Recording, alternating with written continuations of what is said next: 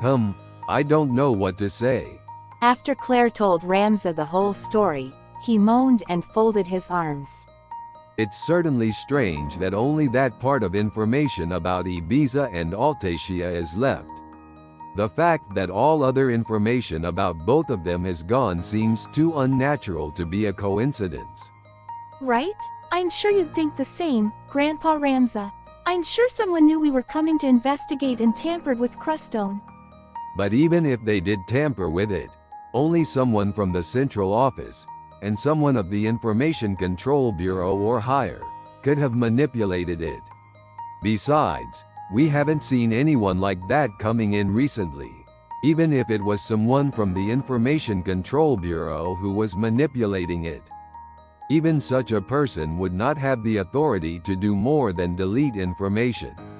So, even though only a little information remained, I believe that the information that was left is correct. So does that mean it was true that Altacia cast the curse after all? Feroz stepped in to confirm, and Ramza nodded a couple of times, saying, "I guess that's how it goes." Claire then objected, looking dissatisfied.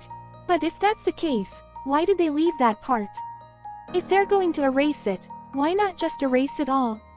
It was as if they were asking us to take a look at it. I don't know what to say. Ramza looked down, perplexed. Because it's too much of a coincidence.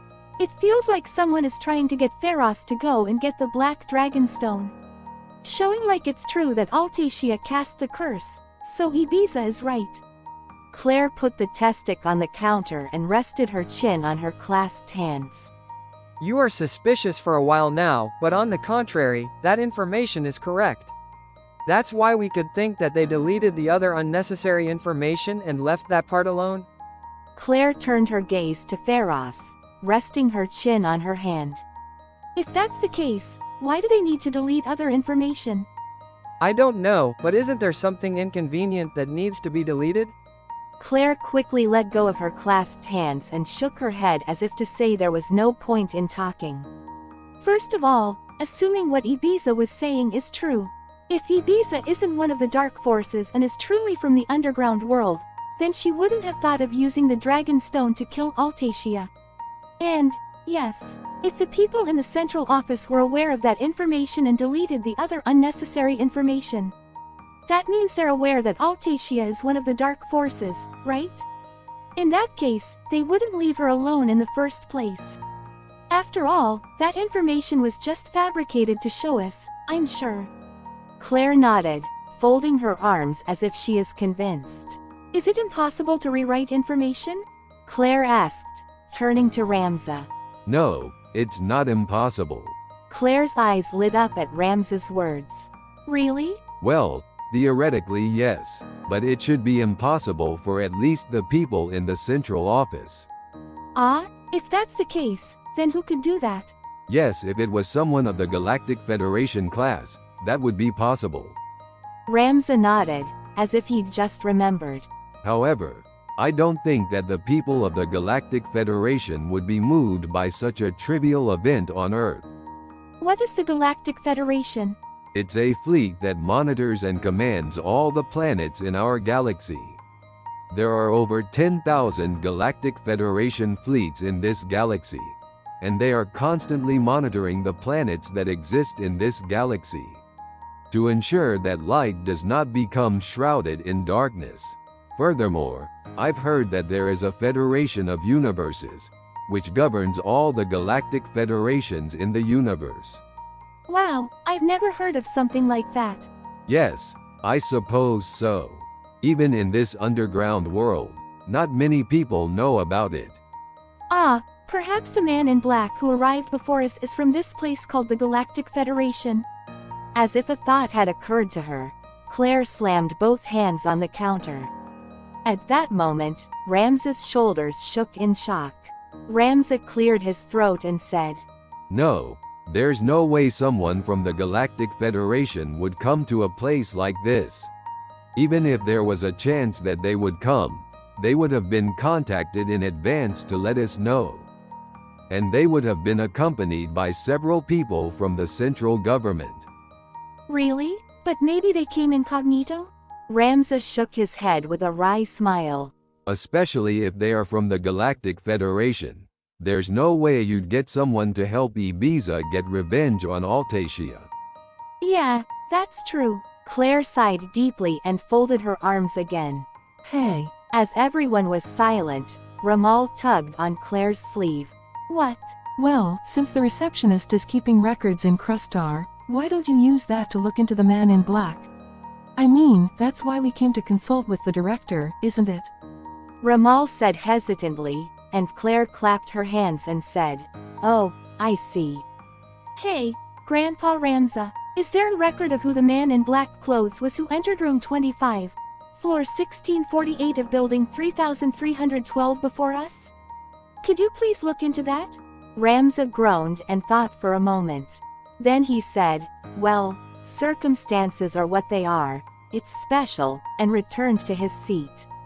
He sat down and poked the desk with his testick.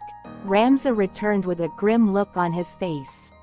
Are you sure that the man in the black cloth you're talking about came out of room 25?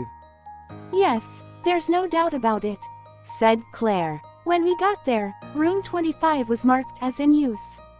That's strange, said Ramza, tracing his fingers from his eyebrows towards the center of his brows. What's wrong? Claire asked, and Ramza tilted his head and said, "No."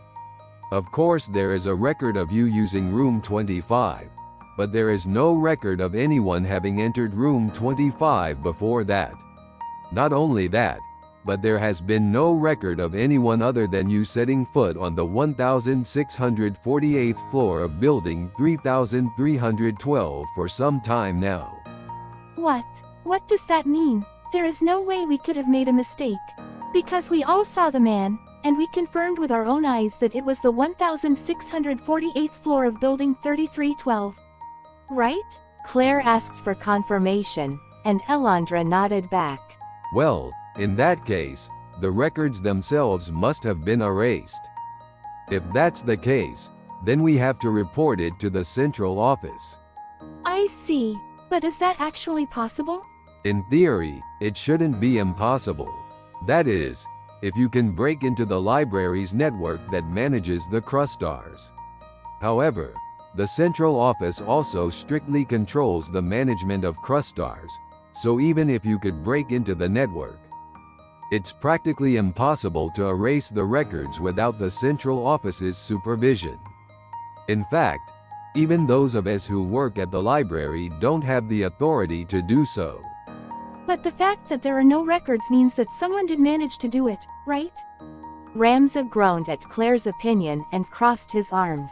But if that man in black erased the records of people entering and leaving the 1648th floor of building 3312, then there's a chance that he changed the information about Ibiza and Altacia, right?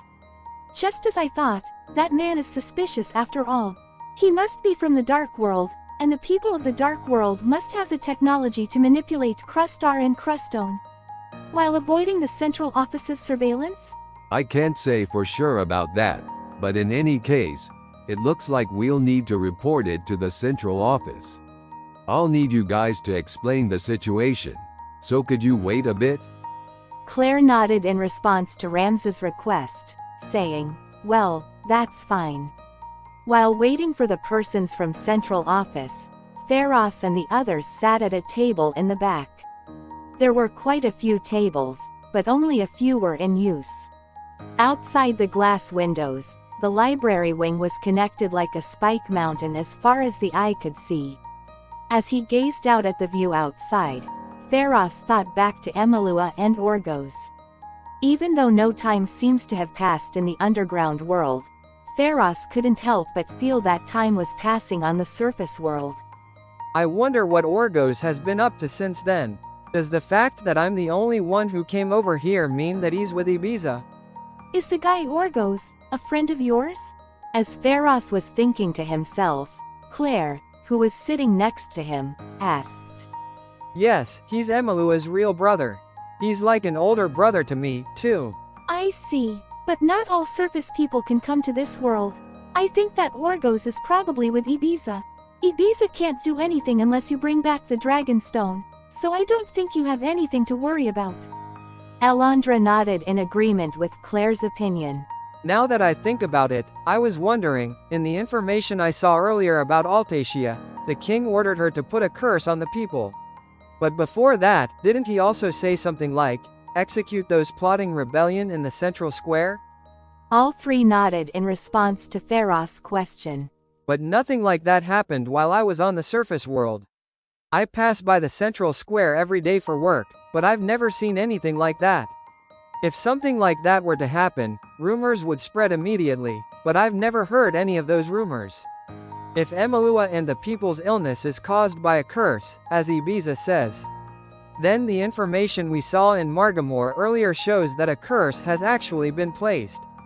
Does that mean that public executions will take place from now on? Or, as Claire says, that information itself was fabricated in the first place, so Emalua and the others' illness is not caused by a curse. And public executions will not take place either? So all that information is a lie. Claire spread her arms and shrugged, as if she was amazed that Feros still didn't trust her opinion. So, public executions like that never happen. Then why was it necessary to include talk of public executions in that information? Because it would make the story sound more plausible that way? Plausible? I don't think so, because I know that public executions never happened if the information was fabricated. Then why was it necessary to include something that would raise such doubts? Wouldn't it be more natural not to include such a story? I don't know anything about that. They didn't think that far ahead, did they? Or maybe someone had been publicly executed without Feros knowing about it. They assumed that Feros knew about it, and in fact that person was executed for something else, but they thought they could just link it to treason? Anyway, I don't think it's something to be too concerned about. Claire rested her chin on her hand and closed her eyes, as if to finish the story. Feros turned his head to ask Alondra's opinion, and she tilted her head. I don't actually know if the information we just saw about Ibiza and Altacia is true, or has been rewritten. Either way, there are certainly a lot of contradictions. That's because it's rewritten information. Claire interjected, with her eyes closed. But if it has been rewritten, who would want to show us that information and why? Alondra asked back. Claire opened her eyes and folded her hands on the table. So, as I've been saying, it's to encourage the dark forces to bring back the dragon stone, right? So, that means that, aside from Altacia, Ibiza is a member of the dark forces, right? That's right. I guess so. Claire answered, tracing the silver bracelet that coiled around her arm like a snake.